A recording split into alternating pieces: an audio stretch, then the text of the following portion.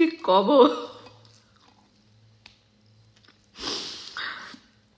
কলার থর ভাজি যে এত এত এত দীর্ঘ 10 থেকে 15 দিনের বিরতির পরে আজকে আমার রান্নাঘরে আমি আসছি।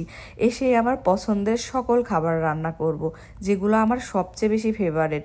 যেমন কয়েকদিন ছেলে মানুষের হাতের রান্না এবং দোকানের রান্না খেতে খেতে আমি পুরো দমেই টায়ার্ড হয়ে গেছি।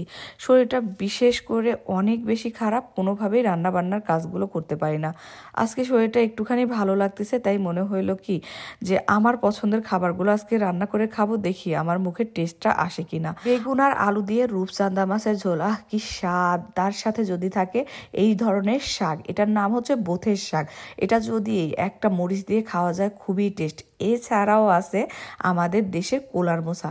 আমেরিকাতে কোলার মোসা পেয়ে গেছি, তাই তো একটা কোলার মোসা নিয়ে আসছি। জীবনের প্রথম কোলার মোসা ভাজি করব, তাও আবার আমার শাশুড়িমার রেসিপি দিয়ে।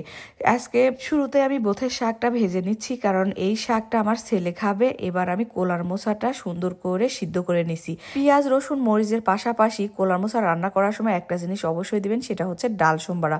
এটা দিলে পরে ফ্লেভারটা অনেক সুন্দর হয় এবং খাইতেও কিন্তু অনেক টেস্টি হয়। এরপরে তাড়াতাড়ি করে একটু উঠাই দিলাম, কারণ গরম গরম ভাত, গরম গরম মাছ, সবকিছু মিলিয়ে খাবারটা অনেক মজার হবে।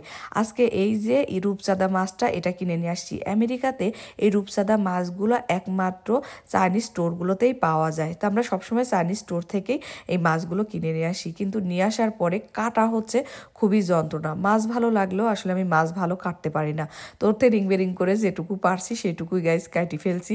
পেলে এখন এখানে মাছটা আমি একটু ভেজে নিচ্ছি। তবে একটা কথা কি, যখন আলু বেগুন দিয়ে বা অন্য তরকারি দিয়ে রান্না করতে যাবেন, মাছ কিন্তু একটু কম ভাজবেন। কম ভাজলে নাকি সেই মাছটা রান্না করার সময় টেস্টটা ভালো থাকে এবং গন্ধটাও অনেক ভালো থাকে। এটা অবশ্য আমার কথা না, এটা আমার হাজবেন্ডের কথা। তাই তো আমি সবসময় মাছটা খুব একটা ভালো ভাজি না। মাছের চেহারা দেখছেন কেমন করে কাটছি।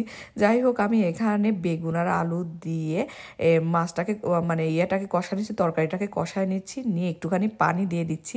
এরপর আবারও কষানো শুরু করে দিছি, আবার কষায় এবার পানি দিয়ে দিচ্ছি। তবে এবারকার পানি দেওয়ার সাথে সাথে আমি মাছগুলো দিয়ে দিচ্ছি, কারণ মাছগুলো ভালো করে কিন্তু আমি ভাজি নাই, যার কারণে এখনই মাছগুলো দিচ্ছি। মাছের তরকারি অনেক স্বাদ করতে চাইলে কিন্তু একটা কাজ অবশ্যই করবেন, সেটাই রান্নার শেষে সুন্দর করে ভাজা জিরার গুঁড়া ছিটায় দিবেন, তাহলে অনেক স্বাদ কলার হবে। থর ভাজি আমার লাইফের প্রথম,